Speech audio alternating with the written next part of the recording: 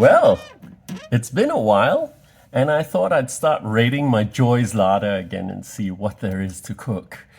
Uh, it's been a bit, hasn't it? It's been about 2 years, maybe. And yeah, let's have a little chat before we go on. And then we'll go on to the actual joyful part about making tomato soup. Cream of tomato soup, to be exact, which isn't too creamy. So, let's chat. If you see me looking down, it's because I'm triggering the video from my smartwatch. Hello, everyone. And I guess it's time for me to come clean about why I put the channel on hiatus. So back in Christmas 2020, as you know, let's go back to the beginning.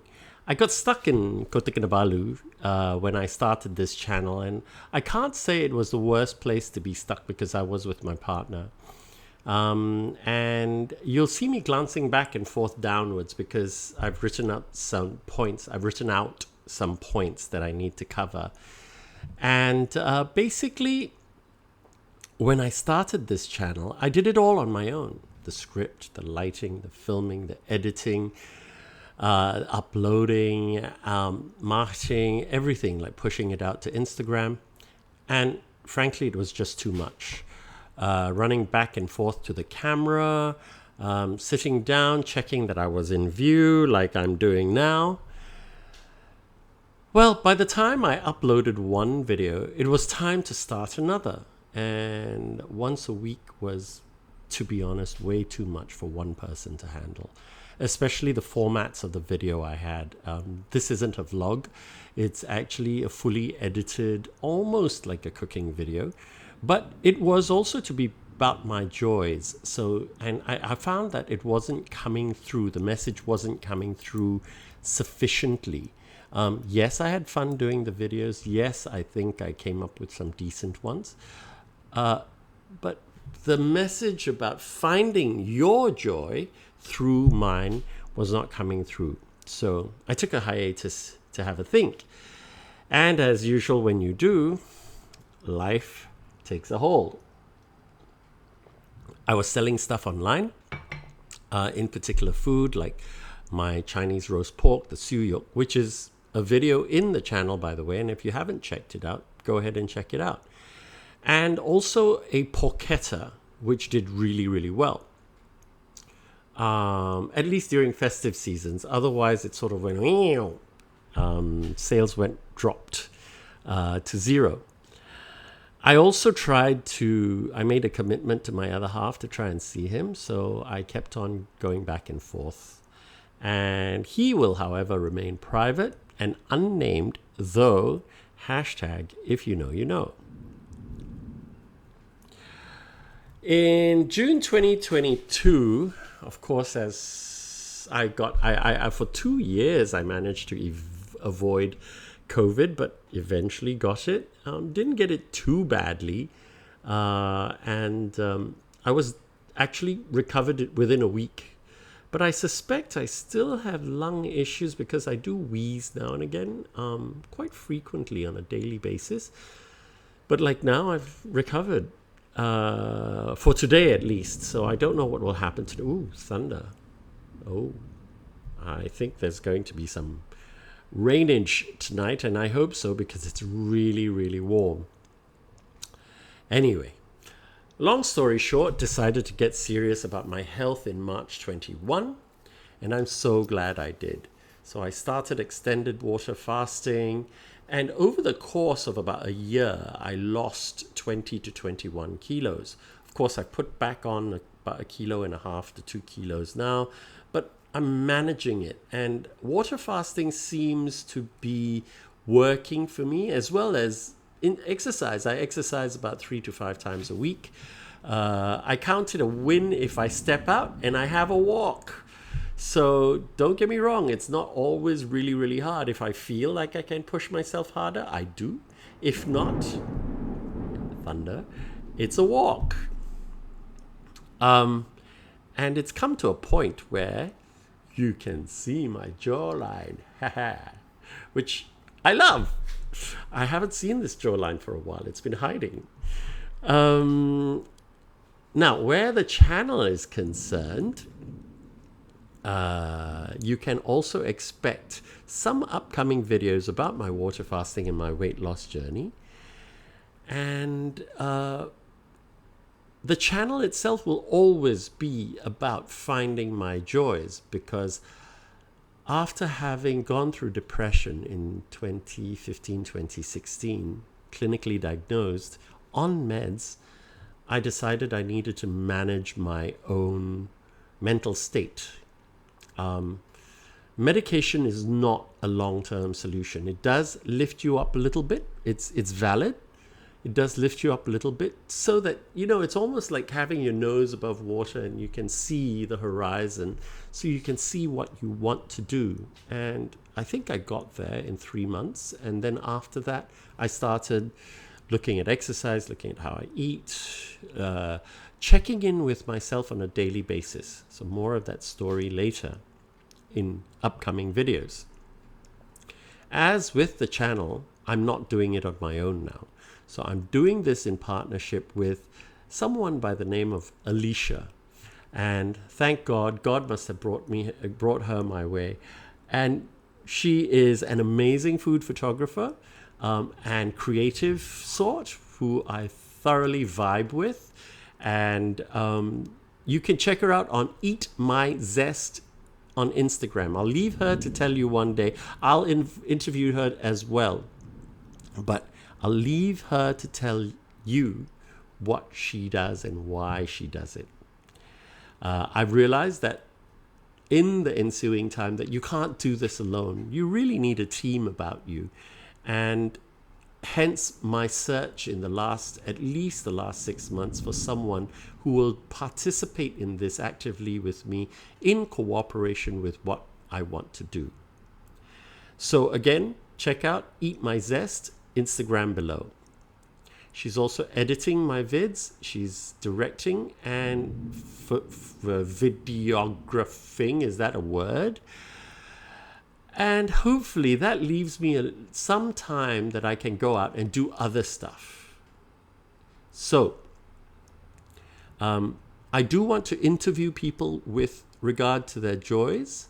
So this channel is still going to be about that. Finding our joys, finding the way we want to live and exercising them on a daily basis. So come with me, find your joys, and the living is gonna be easy. Line from Gershwin, right? This is new. I don't think I've ever walked and gone with you guys before. And look who's with me. This is Toffee, everyone. Toff, say hello. Say hello. Good girl. Okay.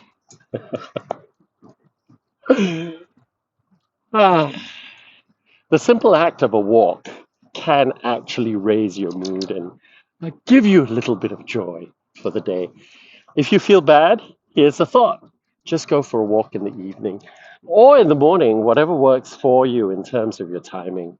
The only thing is, get active. Don't let your feelings get in the way, because sometimes our feelings are the worst judge of what we need to be doing. The feelings are based on our experiences, and sometimes our experiences tend to bring us down. So just put on your walking shoes and get out and have a walk. It's a lovely evening. It's relatively cool today, so enjoy. Have a lovely day. And whenever you're watching it, wherever you're watching this, remember, find your joys. See you, Toff. See you. Okay. All right. So, what joys are we finding today? And today, I thought I'd start off with something relatively easy, but also something that you could make ahead in advance and put it into little Tupperwares so that you'd have a lot. And I'm looking at my watch again because you're here, you're here, you're here. Yeah, so you could actually portion it out and have this for lunch or dinner. And this batch should make you at least 8 of these. This is about 2 big scoops, which is, I find, perfect for one person. I also tend to pair this with a grilled cheese, which is our next video. So keep an eye out for that. Cream of tomato soup. Who doesn't like a good cream of tomato soup? Be warned, my tomato soup actually has a little bit of port in it. You could use sherry, or you could omit it entirely and add in a little bit of beef stock as well. I'll put the options in the recipe. Now, tomatoes, they're such a funky fruit, aren't they? They belong to the nightshade family. Same with eggplant. And what a name, nightshade. Yeah, horror movie, thriller, yeah. Anyway, tomatoes were introduced from the New World, as in South America, and were eaten by Aztecs and Mesoamericans way back when. I mean, I think the cultivation of tomatoes started around, maybe 2,000 years ago, maybe even longer. And in Europe, they didn't even use tomatoes in cooking or eat tomatoes because when it first got there, they thought it was poisonous. But they didn't eat tomatoes until the 16th century. A little tidbit I picked up from one of my podcasts was that tomatoes are called, I think they're called Pomme D'amour, which basically means the apple of love. Of course, leave it to the French to come up with that name. And part of the reason why it wasn't eaten when it first landed in Europe was because the Catholic Church thought that it aroused lust. So they didn't encourage eating it. But cultivation began around the 16th century, mid 16th century to late 16th century, 1500s basically. And it's relatively a recent occurrence considering Italians and their ancestors. You can't think of Italians without thinking tomatoes, pizza, spaghetti sauce, that sort of thing. But Italians and their ancestors actually were in the region for about 4,000 years. So it's about 10% of that time. It's really not very far back at all. And as I said, tomato soup, grilled cheese sandwiches, I love it. So let's go and find our joys and have a little bit of tomato soup. Look at that cream of tomato soup. Isn't it luscious? Isn't it glorious? And what a gorgeous red color. So we're going to start with just cutting off the woody bits of some cloves of garlic. 3 to 4 pips of garlic is more than enough. If you'd like to add more, please by all means do, if you like more garlic. I stuff the garlic skin on into my garlic press, and when you squeeze it out, the skin actually stays in the press. So a lot less work. Then 1 large onion, or 4 to 8 medium-sized shallots. Frankly, I prefer the onion because it's got a stronger flavor. Some people like the sweetness of shallots. Dice sort of like anything between a coarse and a fine is good. I like a little bit of texture, so after I sweat my onions, that's pretty much jargon, cooking jargon for just cooking on low heat for a little while in oil, quite a little while. Yeah, so put it into a pan. I'm using a cast iron Dutch oven, and put it on low heat add in some extra virgin olive oil along with 2 to 3 tablespoons of butter, and just keep on sauteing. This is for anything from up to 8 to 10 minutes. I'm using an induction cooker, so a little bit of fond developed, but that's absolutely okay. Sprinkle in some salt that will also draw out the moisture and reduce it. I put in about 2 tablespoons of flour. This is to eventually thicken up the soup. I am faking it today proudly with a little bit of beef stock in approximately 600 to 700 milliliters of water.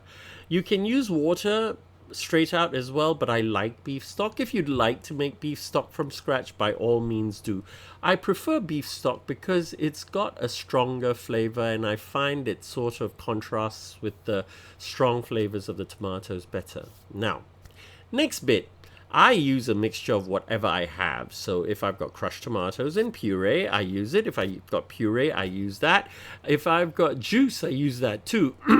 But if you're using juice, just make sure that you adjust the seasonings, because there is already flavorings in tomato juice. I also add in half a cup of whipped cream at this point, along with the juice and the puree or whatever you're using. I actually use juice today because I didn't have enough crushed tomatoes, and that's what it looks like. Eventually, you will also pour in some port or sherry. Now, if the tomato soup looks like it's getting too thick, by all means add in a little bit more stock or water.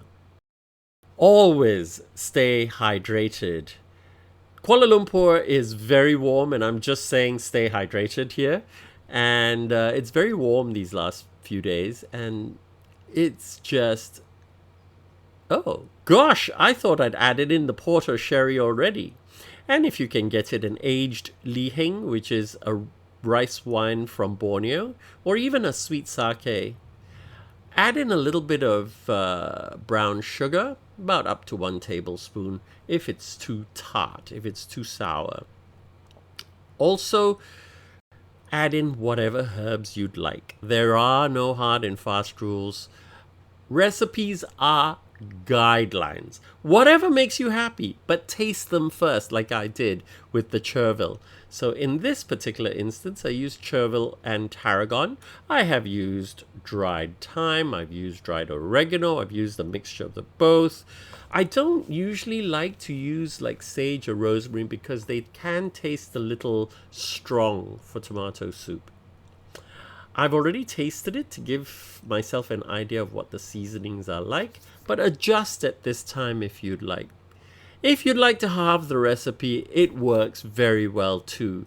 And a cream of tomato soup actually goes wonderfully with a grilled cheese sandwich, which I will be making and posting and uploading as my next video.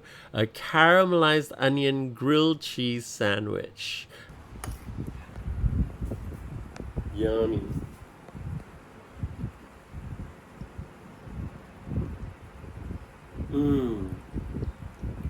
Tangy, creamy, but not too creamy, and actually very refreshing.